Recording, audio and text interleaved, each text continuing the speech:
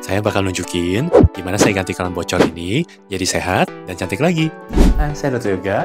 Saya dokter spesialis memperbaiki gigi rusak dari klinik gigi Entologi Ortopik. Dan kami memiliki lebih dari 1000 review diterima di Google. Ya, aku tunjukin kasusnya. Aku harap setelah nonton video ini, kalau kalian punya masalah yang sama, kalian jadi tahu ya perawatannya seperti apa. Pasien datang karena sering nyelip makanan dan juga suka ngilu di gigi kanan bawahnya yang pernah di crown. Crown gigi adalah jaket yang diletakkan di atas gigi yang biasanya dipakai untuk melindungi gigi yang sudah berlubang besar. Saya coba periksa dulu dalam mulut pasien untuk lihat keadaan crownnya. Saya lihat crownnya kelihatan masih bagus kok. Tapi biar lebih pasti, saya ambil X-ray pada gigi ini untuk tahu keadaan sebenarnya di dalam gigi ini. Dan ternyata saya lihat ada kebocoran atau lubang baru pada crown ini. Ini kemungkinan besar adalah penyebab sakit dan nyelip yang dialami oleh pasien. Saya akan bongkar crown lama ini dan saya akan berikan crown baru untuk mengatasi masalah pasien.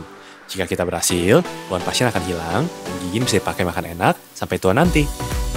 Pasien saya pakaikan karet pengaman dulu biar serpihan crown lamanya tidak tertelan saat saya bongkar. Crown lama ini terbuat dari porselen dan besi sehingga butuh teknik khusus untuk membongkarnya karena bahannya keras banget dan dilem dengan kuat di atas gigi. Saya akan buat satu lubang kecil untuk masuk dan mencongkel perbatasan antara crown dan gigi asli agar crownnya dapat keluar. Setelah crownnya berhasil terlepas, saya mulai bersihkan gigi ini dari lubang dan kotoran yang menempel. Setelah itu, saya akan rapikan daerah gigi sini yang akan menjadi dudukan crown barunya.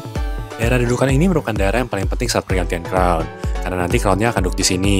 Kalau daerah yang tidak jelas, crown baru tidak akan terpasang dengan rapat ke giginya. Biar daerah dudukannya lebih jelas, gusi-gusi yang menutupi, saya dorong sedikit dengan alat electrocauter. Saya juga pasangkan benang khusus untuk mendorong gusi ini agar terdorong lebih dalam lagi. Hal ini bertujuan agar dudukannya terlihat lebih jelas lagi saat pembuatan crown barunya. Benang ini juga memberhentikan darah yang keluar dari gusi pasien yang sedang bengkak karena sering nyelip makanan. Gusi dan darah yang menutupi daerah dudukan ini akan membuat crown barunya jadi tidak rapat. Makanya kita harus atasi gusi dan darah yang mengganggu ini dengan sangat teliti. Bagian gigi yang berlubang saya bersihkan, lalu saya perbaiki dengan tambalan.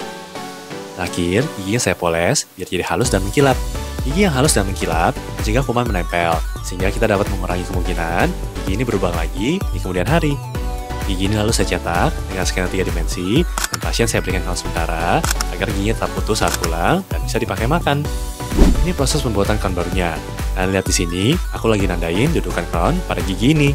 Seperti yang aku bilang tadi, dudukan ini ada bagian yang paling penting, karena crown harus duduk rapat di sini untuk mencegah lubang baru di kemudian hari.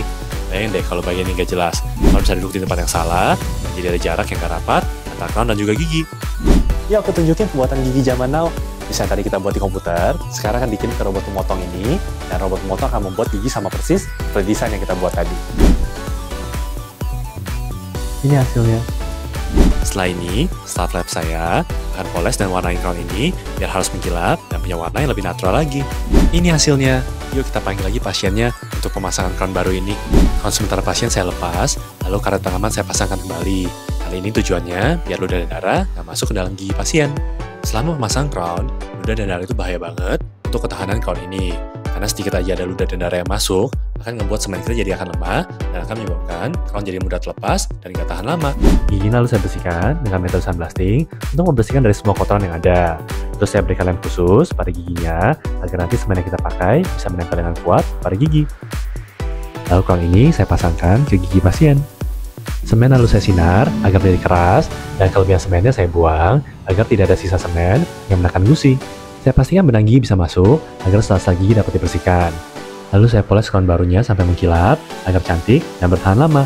Ini hasilnya. Crown barunya cakep banget dan juga rapat, sehingga nggak nyelip makanan dan nggak bikin sakit lagi. Crown ini dapat bertahan lama banget, asal bisa dijaga ya. Gimana menurut kalian? Hasilnya bagus gak? Coba komen di bawah. Kalau kalian punya masalah yang sama juga, kalian butuh bantuan, kalian bisa klik link di deskripsi untuk menghubungi kami ya. Thank you for watching. See you di next video ya.